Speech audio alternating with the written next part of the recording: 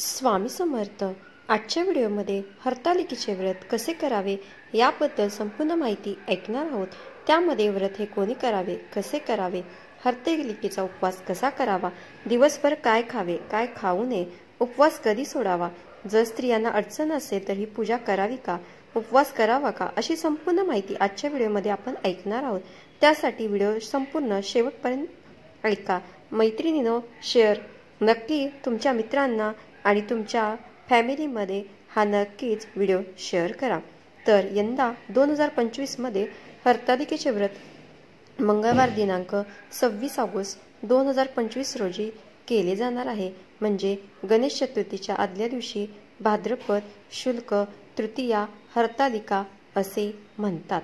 हरतालिका तृतीयाचे व्रत शंकर पार्वतीला समर्पित आहे, त्यामुळे हे व्रत सर्वात श्रेष्ठ मानले जाते. आणि हे हरतालिकेचे व्रत असे आहे की जे सुवासिनी आणि कुमारिका दोघीही करू शकतात.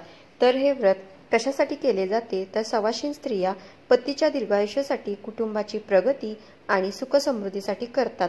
आणि कुमारिका मुली चांगला मनासारखा जोडीदार मिळावा म्हणून उपवास करतात. कारण माता पार्वतीने हे व्रत भगवान शिवाला पती म्हणून प्राप्त करण्यासाठी केले होते. देवी पार्वतीची कठोर तपश्चर्या पाहून भगवान शिव प्रसन्न झाले आणि पार्वतीला पत्नी म्हणून स्वीकारले. तेव्हापासून कुमारिका मुली चांगला वर मिळवण्यासाठी आणि विवाहित स्त्रिया अखंड सौभाग्यासाठी हे व्रत करतात. आणि हे व्रत करत असताना स्त्रियांनी काही गोष्टींची काळजीही घ्यायची आहे आणि काही नियमही पाळावे लागतात.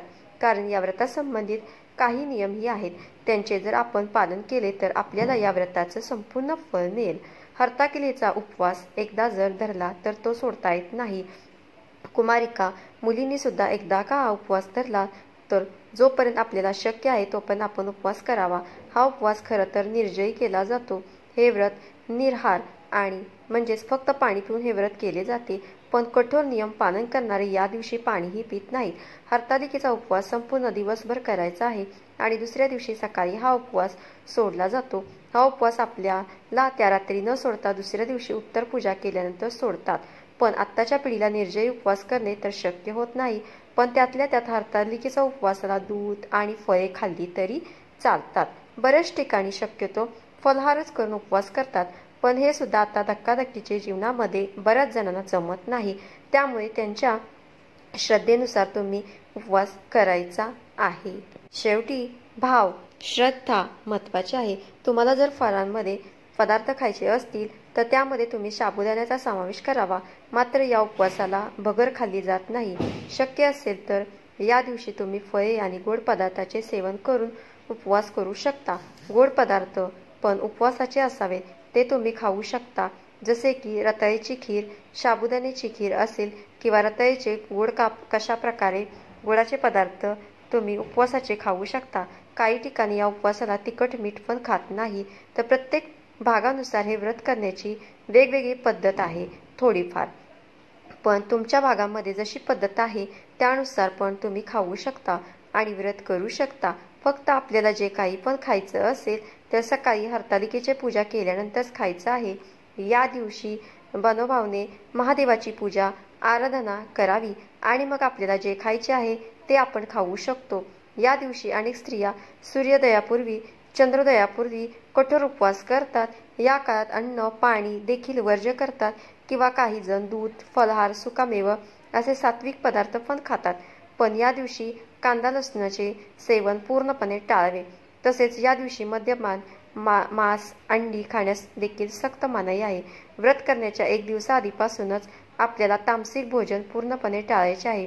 हे व्रत करत असताना आपले संपूर्ण घर स्वच्छ असावे, घराची साफसफाई केलेली असावी.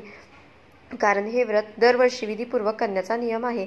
हरतालिकेचे व्रत हे फार उशिरा करू नये. या दिवशी पहाटे लवकर उठून स्वच्छ स्नान करून तुम्हाला व्रताला सुरुवात करावी.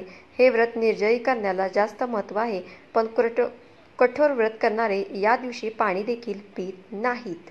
परंतु शरीराला सहन होत नसल्यास किंवा आजारी व्यक्ती असेल, गर्भवती स्त्रिया असतील, यांनी आपल्याला गरजेनुसार व्रत करावे. किंवा ज्याचे लहान मुलं आहे, ज्या स्त्रिया गर्भवती आहेत त्यांनी खाऊ पिऊन उपवास करावा. एकदा का हरतालिकेचा पूजा झाली की हरतालिकेची कहाणी अवश्य वाचावी किंवा ऐकावी.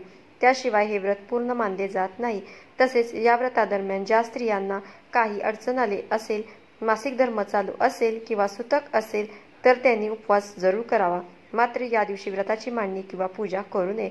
उपवास केला तरी चालतो, त्यामुळे या व्रतामध्ये खंड पडत नाही। पण या दिवशी हरतालिकेची कहाणी मात्र नक्की ऐकायची।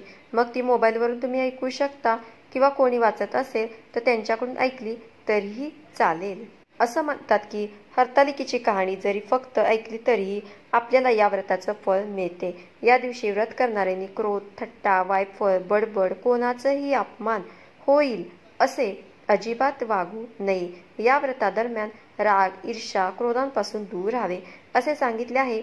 तसेच या दिवशी आपण कोणालाही अपशब्द बोलू नये, शिव्या, शाप देऊ नये, कोणाचाही अपमान करू नये, आपल्याला मुखाने वाईट बोलू नये किंवा कोणाचेही मन दुखावले जाईल असे वागू नये। असे छोटे छोटे नियम तरी आपण या दिवशी नक्की पाळावे, कारण आपलं आचरण सात्विक, चांगलं आणि शुद्ध असेल तर आपल्याला या व्रताचं नक्कीच चांगलं फळ मिळेल।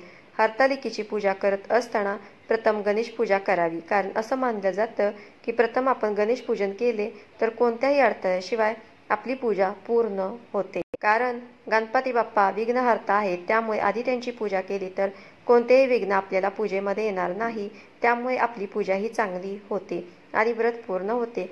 त्याबरोबर या दिवशी आपल्याला चुकूनही काळे वस्त्र परिधान करायचे नाही, कारण पूजेमध्ये काळे कपडे घालणं चांगलं मानले जात नाही, कारण ही पूजा भगवान शंकरांना समर्पित आहे। त्यामुळे या उलट तुम्ही पांढरे शुभ्र वस्त्र घातलं तर तुम्हाला या व्रताचं संपूर्ण फळ मिळू शकते, कारण पांढरा रंग हा भगवान शंकरांना अतिशय प्रिय आहे। त्यामुळे शक्य झालं तर या दिवशी पांढरे शुभ्र किंवा नवीन स्वच्छ वस्त्र घालावे। व्रत करणाऱ्या महिलांनी आपल्या भावनांवर संयम ठेवावा आणि जमेल तेवढी महादेवाची सेवा आणि आराधना करावी। तर हा हरतालिकेचा उपवास दुसऱ्या दिवशी म्हणजे गणेश चतुर्थीला सोडला जातो। तर या दिवशी सकाळी लवकर उठून स्वच्छ स्नान करून आपल्याला या पूजेची उत्तर पूजा करायची आहे। त्यानंतर काही ठिकाणी दूध किंवा कानवलेचे नैवेद्य दाखवले जातात किंवा काही दूध जण साखरेचा नैवेद्य दाखवतात। जर तुम्ही कानवलेचा नैवेद्य दाखवत असाल तर काही वेळानंतर हाच कानवल्याचा नैवेद्य तुम्ही प्रसाद रूपी खाऊन उपवास सोडू शकता। आणि असंही या दिवशी गणेश चतुर्थी आहे, तर काही जण गणपतीची स्थापना केल्याशिवाय पण उपवास सोडत नाही। तर तुमच्याकडे जशी पद्धत आहे त्यानुसार करू शकता। गणपती बाप्पांना तुम्ही जे काही नैवेद्यासाठी बनवलं असेल, वरण, भात, मोदक, त्याचा देखील नैवेद्य आपण गणपती बाप्पांना दाखवून तोच आपण प्रसाद रूपी खाऊन उपवास सोडू शकतो। फक्त लक्षात ठेवा, सात्विकच पदार्थ खाऊन आपल्याला उपवास सोडायचा आहे किंवा सात्विक भोजन करून देखील तुम्ही उपवास सोडू शकता। फक्त हा उपवास सोडताना आपल्याला शिळे अन्न, आंबट पदार्थ, तामसिक अन्न ग्रहण, कांदा, लसूण खायचे नाही। जर असे केले तर तुमचे व्रत अपूर्ण राहू शकते। त्यामुळे सात्विक जेवण बनवूनच किंवा दुसरा एखादा गोडाचा पदार्थ खाऊन तुम्ही उपवास सोडू शकता। तर अशा प्रकारे आजच्या व्हिडिओमध्ये हरतालिका व्रताची संपूर्ण माहिती आपण ऐकली आहे। श्री स्वामी समर्थ। धन्यवाद।